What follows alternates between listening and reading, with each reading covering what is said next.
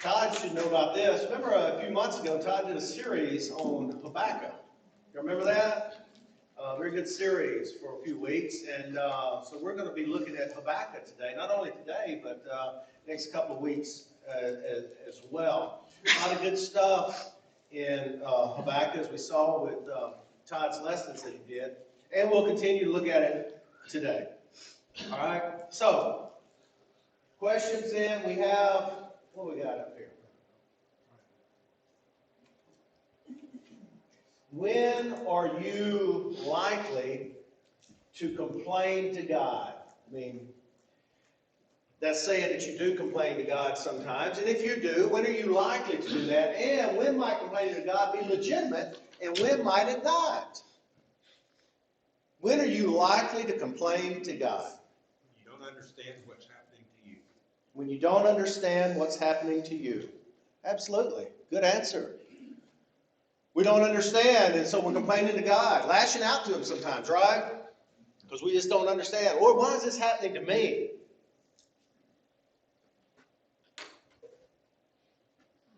Any other thoughts? Especially when it's several things. Like it seems like every day or every week that something major. You know, we went through a time, a year that was terrible. And I remember during that time, I didn't just complain to God, but as the Bible says, I cried out to God and I said, God, I've had enough. And I need you to please stop all of this. I was doing big complaining. You could even, times like that, start doubting God. Any other thoughts? Or when might complaining to God be legitimate? When your car breaks down. When your car breaks down, you start complaining to God. Well, you don't move your boat sinks. Your boat sinks. Thank you, brother. He I don't complain to God about it, he complains to us.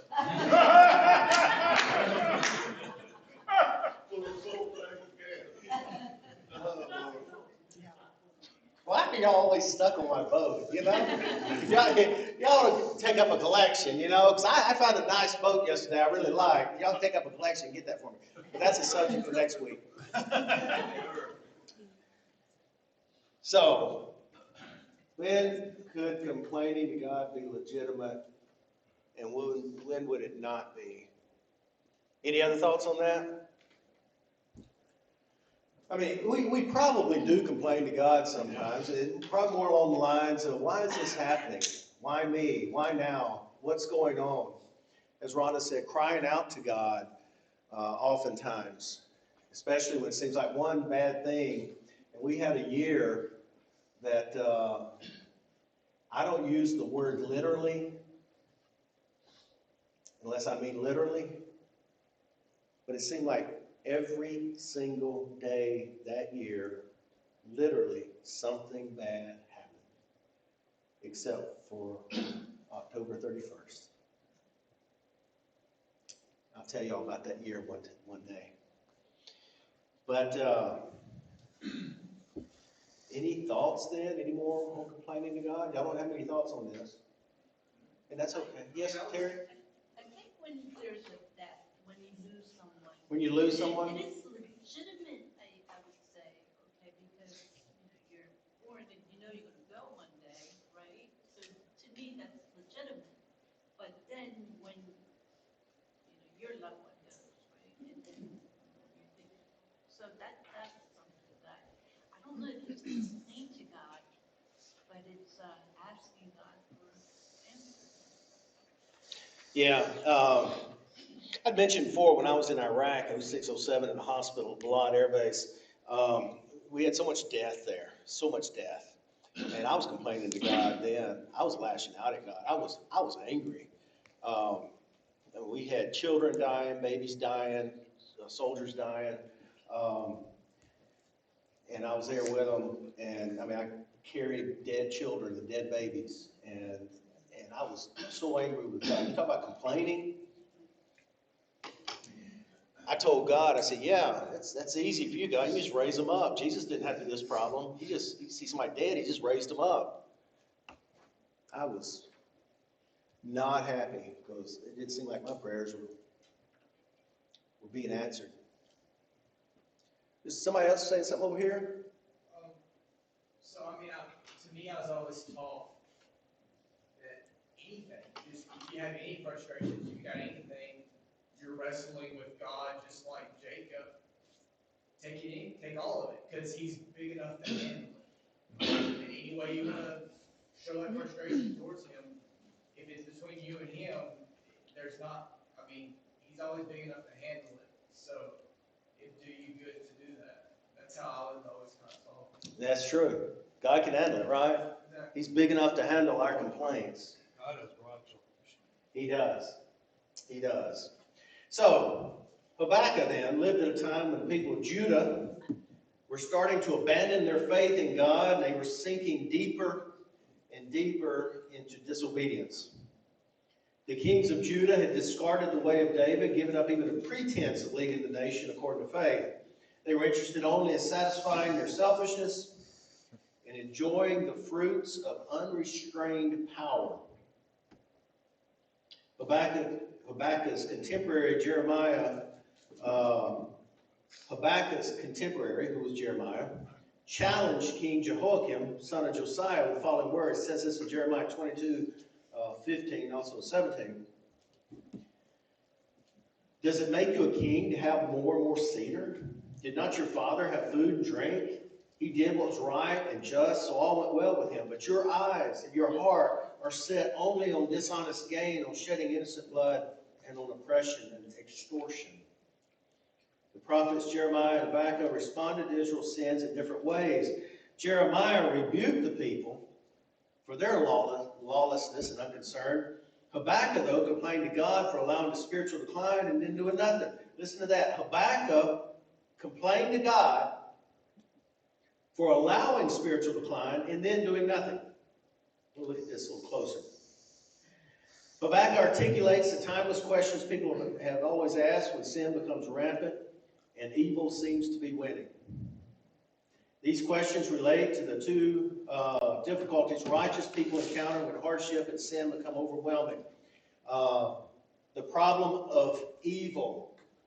Why have you allowed this to happen? And then next, the character of God. Don't you care that this has happened? Through his dialogue with God, the prophet will address these issues, and through the process of struggling faith, will eventually be brought to resolution and understanding. Habakkuk verbalizes his complaint. Habakkuk 1:1-4. Destruction and sin are all around, and God seems unconcerned. Chapter 1, verse 2, Habakkuk. How long, O Lord, must I call for help, but you do not listen? Or cry out to you violence, but you do not save? It seems that Habakkuk's been crying out to God for a long, long time. He's completely overwhelmed by the situation in which he lives, and yet it appears God is doing absolutely nothing. Now, I'll stop right there, pause. Can we relate to this? Where we call out to God and it appears that God is doing nothing? Isn't that frustrating? Have you ever wished that God would get on your timeline? Of course you have. We like our timeline. God, please get on my timeline. It's messing up my whole life, God. You are not on the timeline I need you to be on.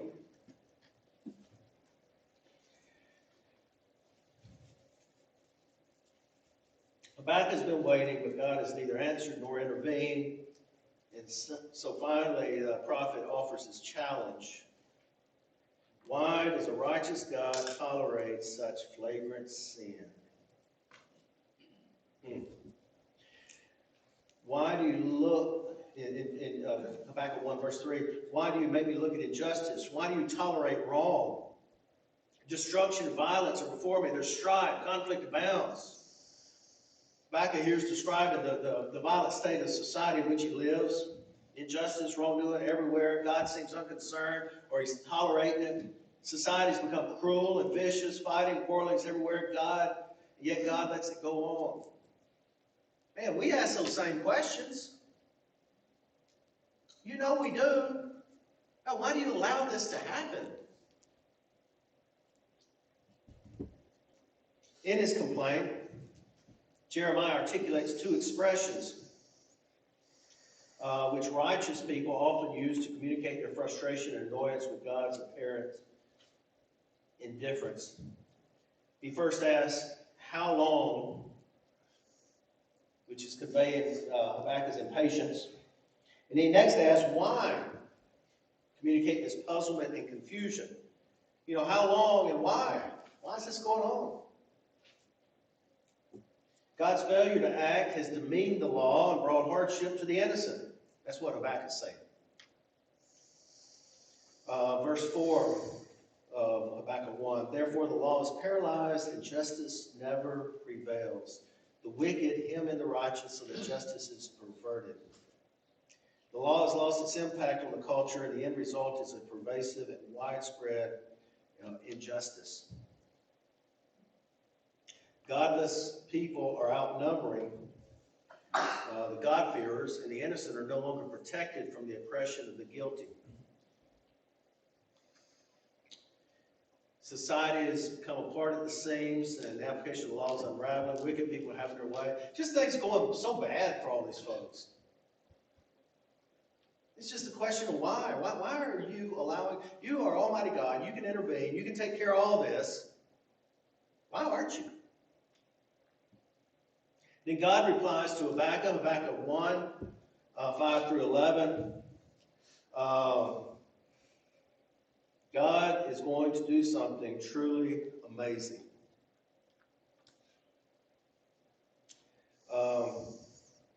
Look at the nations and watch. This is chapter 1, verse 5. Look at the nations and watch. Be utterly amazed, for I'm going to do something in your days that you will not believe, even if you were told. God assures Habakkuk that his work in the world will far surpass Habakkuk's expectations. In fact, God's power and activity will be displayed among the nations in a way that no one will be able to ignore. God will use the Babylonians as his tool to bring justice to the land. Verse 6, I am raising up the Babylonians, that ruthless and impetuous people who sweep across the whole earth to seize dwelling places not their own. The army here, now get what's going on here. The army of Babylon is going to be God's vehicle of punishment against a sinful nation. The army of Babylon, he's going to use Babylon. When have the Babylonians been good folks? Verse 6 here, they talk about they're an army, people who can't be resisted, bring a scorched earth policy against all they attack, who sweep across the whole earth to seize dwelling places not their own. You know, God's not ignoring this situation. Seems like he is to Habakkuk. He's not ignoring it. Judah's going to be justly punished for their sins. Babylon is a vicious and powerful nation who cannot be resisted. It's a feared nation, makes up its own rules. In verse 7, it says they are feared and dreaded people. They are a law to themselves and promote their own honor. And in 8 and 9, talking about the speed of their aggression, it says their horses are swifter than leopards, fiercer than wolves at dusk. Their cavalry gallops headlong. Their horsemen come from afar. They fly like a vulture swooping to devour. They all come bent on violence. Their hordes advance like a desert wind and gather prisoners like sand. They fear no king, no ruler, no fortress. This is the Babylonians. Verses 10 and 11. They mock kings and scoff at rulers. They laugh at all fortified cities. They build earthen ramps and capture them. They sweep past like the wind and go on. Guilty people whose own strength is their God. Habakkuk is challenged to look away from his own little world and watch God act and intervene. Habakkuk's struggling with this. And events are going to be taking place which will confirm God's power. It's going to confirm God's disapproval of sin and his sovereignty over the universe. He's going to be working through the activity of nations to accomplish his will. When Babylon attacks and conquers Judah, it will not be a mere random event of human decision. Rather, it's going to be an expression of God's participation in human history to achieve divine ends. God's acting, but not necessarily the way Habakkuk wants him to, right? You ever thought of that in your own life, that you got it all set up for God and wonder why he's not doing anything, but really he's acting. And the important part here is it's usually way after that you realize, oh, wow, God did act. Not the way I thought he would, but he did act. So Habakkuk offers a second complaint, chapter 1, verse 12 through chapter 2, verse 1. He refers to the unchanging characteristics of God as he questions these events. He says in chapter 1, verse 12, O Lord, are you not from everlasting? My God, my Holy One, you will never die. Habakkuk here refers to God by his name, Yahweh, the Lord, the great I am, will be what he will be. He's the eternal one who doesn't change, but who exists beyond time, beyond the activity of nations. Habakkuk knows that God is the Holy One. He's different from all human beings and from all other gods. Understand all this about God, that Habakkuk then declares, we will not die. And the worlds which follow indicate why he comes to this conclusion. So then, if God is holy and righteous, why is he causing a nation more wicked than Judah to punish a less wicked nation? You follow that? Why is he causing a nation more wicked than Judah to punish a less wicked nation? Good question. Chapter 1, 12 and 13. O Lord, you have appointed them to execute judgment. O rock, you have ordained them to punish. Your eyes are too pure to look on evil. You cannot tolerate wrong. Why then do you tolerate the treacherous? Why are you silent while the wicked swallow up those more righteous than themselves? Oh, Habakkuk's still complaining, ain't he? Look, we're not as bad as them. They're much worse, right? Why are you using them to conquer us? Habakkuk acknowledges that he understands God's plan. Babylon's going to be God's instrument of judgment against the sinful nation of Judah. But this reality makes no sense whatsoever to Habakkuk. How can God's righteous nature allow him to use such an evil nation? The people of Babylon are the epitome of wicked men. They make their own rules. They destroy all those in their past through their own arrogance. They mock the sovereignty of God. Habakkuk's been upset that God seems to be tolerating the sins of Judah. Yet God has not only tolerated the greater sins of Babylon, but given tacit approval of those sins by using Babylon as his tool of judgment. This doesn't make a whole lot of sense to folks like Habakkuk and to me. You're going to use these wicked folks to come after us. What is up with that, God? Habakkuk's doing a little complaining. This just ain't right, God. Would you agree? Sure. It doesn't seem right. Makes no sense to Habakkuk. None of these actions. Chapter 1, 14 through 17. God seems to be treating men as mere fish that others can harvest for their own ends. He says that. 14 and 15. You have made men like fish in the sea, like sea creatures that have no ruler. The wicked pull all of them up with hooks. He catches them in his net. He gathers them in his dragnet. And so he rejoices and is glad. Habakkuk's upset that all this is going to happen. And these folks, they're going to be happy. The Babylonians. You know, why would God even allow wicked Babylon to continue its path of violence and destruction? Verse 17. Is he to keep on emptying his net? Destroying nations without mercy? I think these are pretty solid complaints. And Habakkuk anticipates that God's going to respond. Chapter 2, verse 1, I will stand at my watch and station myself on the ramparts. I will look to see what he will say to me and what answer I am to give to this complaint. Habakkuk expects an answer and is going to watch and wait until it comes. He expects God's going to answer him. As Habakkuk describes his expectation of God's response, he uses the metaphor of a watchman guarding a city. The sentinels on watch look for any approaching trouble so the people would be warned and prepared. Here, Habakkuk is watching for God's response to his questioning, hoping for an explanation and an answer. And also, Habakkuk might even be expecting to be rebuked. When God responds to Habakkuk's complaining, he may be correct. Habakkuk knows he's been forthrightly honest with God and perhaps wonders if this has been appropriate. You ever prayed to God or talked to God in such a way that you afterwards you thought, man, was that appropriate? I have. I told you, my time in Iraq, I was so angry with God. I was not happy with God. I was tired of death.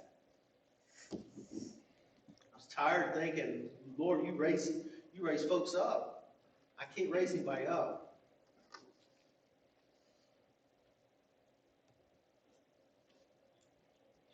And God replies again, Habakkuk 2, 2 and 3. God tells Habakkuk to preserve the response for coming generations. The Lord replied, write down the revelation and make it plain on tablets so that a herald may run with it. He tells him to write down the revelation he receives. Not simply to prevent it from being forgotten, but to allow others to know it and to live according to it. Write these things down so you don't forget them. God's response to Habakkuk is a message not just for the prophet himself, but for others who also have questions and long for answers. God promises that eventually and in time all will be clearer and that justice will prevail. Habakkuk chapter 2, verse 3, for the revelation awaits an appointed time. It speaks of the end and will not prove false. Though it linger, wait for it. It will certainly come and will not delay. So the explanation here, Habakkuk seeking, may not come immediately, but if he waits, it'll eventually arrive. Everything will become plain. Everything will become obvious. Basically, God's telling him, I'm going to take care of the Babylonians, but that's in my own time. And he does. After God's finished using the Babylonians to punish his sinful people, he's going to punish them as well.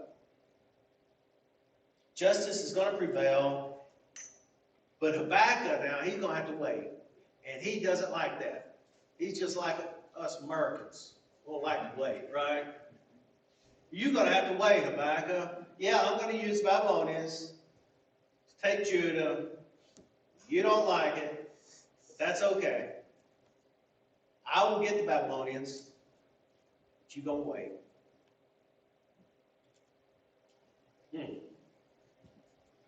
The prophet cannot become impatient for answers or resolution. God will make everything clear and right, but it's going to be a little while. Resolution of Habakkuk's problem is guaranteed, but Habakkuk needs to know that it will be according to God's timetable. Definitely not his. So then, the message of part 1. God will act to accomplish his purposes. Remember that. God will act to accomplish his purposes. Habakkuk wonders why God does not do something about the flagrant sin, obvious injustices that are happening in Israel. God tells Habakkuk that he is even now acting and responding, though the prophet does not realize it. Next is justice will prevail. Habakkuk sees injustice everywhere. Evil is winning. People sin with impunity. Idolatrous nation of Babylon runs amok, unchecked. God seems to be behind some of the injustices, for sinful Babylon itself has become his tool. Yeah, I mean, that's pretty rough on Habakkuk right now, because he's looking at it like, God, it seems like you're behind this evil and wicked nation. terrible, terrible people, and you're okay with all that they're doing, but you're going to send them after us, right? Makes no sense. Yet God tells Habakkuk that though justice lingers, it will certainly happen. God remains sovereign, and he's going to make all things right. You know, It's coming. there's a correlation to all the terrible things they're doing, and you're sending them after us. It's kind of the grass is greener. You're not doing anything. He didn't know what God was doing to them. It's just like on Facebook. You think everybody, oh, they got it so good. You know, they don't post the bad things in their life. Who likes to do that? And it's exactly the same thing today. We always think, oh, they've got it so good. And they're just all screwing up, and that I'm the one suffering here. Yeah. It's a direct lesson for us today as we're mired in social media. Mired in social media. We see everybody else's good stuff. David, I notice you always post pictures of your plants and things that you're growing and all your harvest. You don't post the pictures of stuff that dies. I've got a tomato that blew over like 2 weeks ago, and I'm sitting there watching it day after day, and it popped up a little bit, but it's gonna die. Yeah, I never. I ain't seen that on social media. I'll have to post that. I've only seen the good things. I'll have a post for this afternoon. Yeah, Tim. I just think about the relationship, and it's about relationship, and I think of my mom. I think of what my mom would have said when I said, yeah, but, whatever. Sam's doing this, why can't I? And my mom would just say, because you're my son. It doesn't matter what he's doing. You're mine, and you know better. And, it's about that relationship. It is. It is. Don't necessarily understand it. Don't even like the answer. No. But that is the answer. So, I was thinking about the life of Joseph, how that personifies so much of this lesson, how, he was sold into slavery by his brothers. Actually, they were going to kill him. And then he got sent to Potiphar's, household as a slave, accused of sexual immorality, inaccurately, sent to prison, but it was all for a purpose. He got him in contact with the king of Egypt, and brought him to second in command. So I don't see him complaining. I imagine he probably had thoughts. Maybe he did complain, but the purpose was fulfilled through a lot of adversity and a lot of reason to complain, a lot of wondering why this is happening to me. But it brought about a great result. bet there was a lot of complaining there. Yeah. Why is this happening to me? Why, God? Why? So, we're going to have to wait, right? We're going to have to wait. In the meantime, human beings will have to wait for justice to occur. In this world, things often be wrong, and we have to wait for resolution. We don't like that. We, especially as Americans, we do not like that. We don't like waiting, do we? You ever been to a country where you couldn't just, at night, you get ready for supper or whatever, oh, I need some whatever. You run down to the store, but stores aren't necessarily open like they are here, like 24/7. Ron and I lived in Greece. The Greeks don't use ice. Very rarely they use ice. They'll keep things cold, they don't use ice. So we wanted ice. We had to make sure we carried plenty of ice from base. The base we were stationed at over there was the only place that had ice, and we'd get impatient. Like, all these people keep anything cold? Don't they have ice? We need to introduce ice to the Greeks. It's about time they knew what ice was. Or their stores not being open. The Greeks would take a siesta. Yeah. At noon, they quit working and shut all the stores down. And there was like nothing open. For hours. And they would open back up around 5 or 6 in the evening. And then they go on like midnight. We lived downtown, And we'd hear them at midnight. We lived off face down at Rackley on Island Creek, and it was just a different way of life that finally we had to, you know, we couldn't convince them our way was better, so we had to kind of finally become like the Greeks and do our days more like theirs. But we are, here in America, you know, we want things, we get it. You know, you want it, you know, if you want to decide to go buy a new car today, you could go get a new car here on a Sunday, right? Or say a new boat or something. You could go get it today, even on a Sunday. We're spoiled like that. We don't like to wait. So immediacy is rarely a part of God's will and plan, and our impatience will not make the accomplishment of His will go any faster. We can't hurry up God. Human beings I have a who, comment yeah, on that one and on the previous thing you were saying. And this is kind of goes back to what I have been developing over the past several years is my parts of my philosophy. And first of all, we all know we look at other people's lives through our own filters. And, you know, people in Greece, we look at the way they do things from our own filter. We're used to working, you know, seeing stores open from 8 in the morning till 5 at night. That's our filter. But when we go to Greece and we see they're open from 8 to noon and then 5 to midnight, that just doesn't correlate with our filter. So we think they're doing it wrong. But there's a reason they're doing it. From their filter, our system is messed up. And it's not that it's wrong, it's just different. And right here, this immediacy is really a part of God's will. And we in our minds, we say, well, this is the way things should be. I need action faster. I need God on my timeline. And one thing I have been working on, mostly unsuccessfully, is remembering, and I've said that everybody's heard this, God's view of everything. I believe He is sitting outside of time. He looks to His left, He can see creation.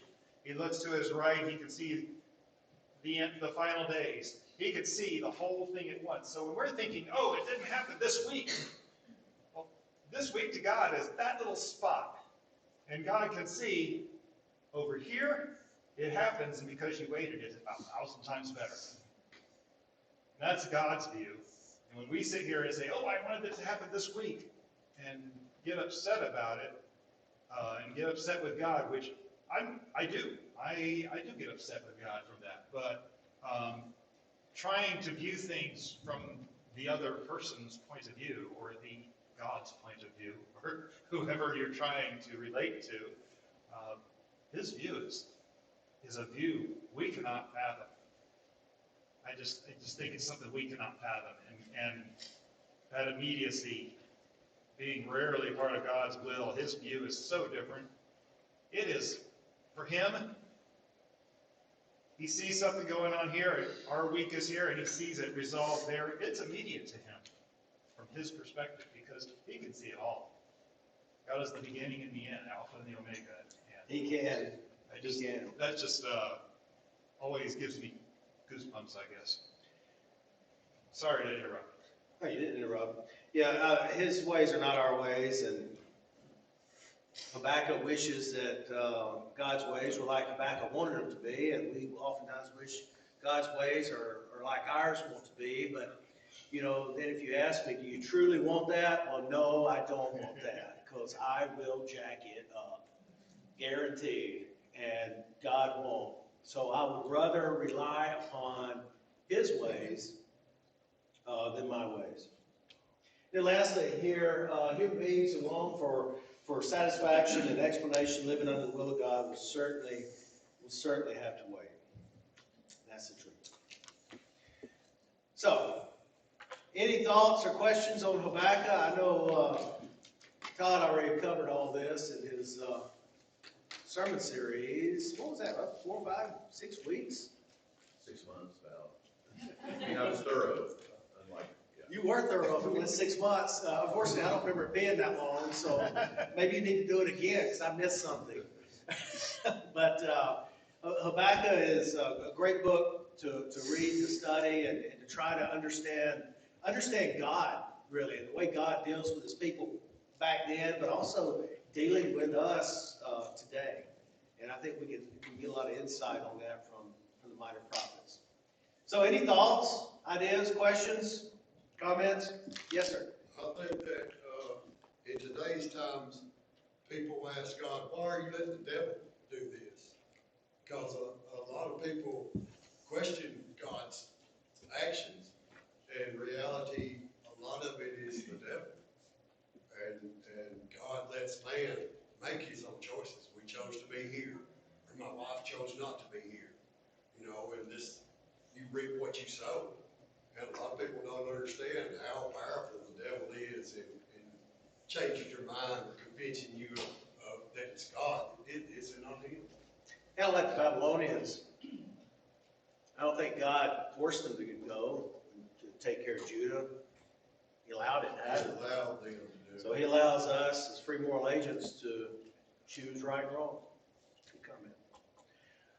All right, well, that's all for this week. We'll look at it a little bit more next week. I know y'all are excited still about the minor prophets. Glad you are. And but only a few more weeks of about 12 minor prophets. But Habakkuk, I think, lasts us, I think that was 3 weeks. Thanks for your attention. Appreciate you being here.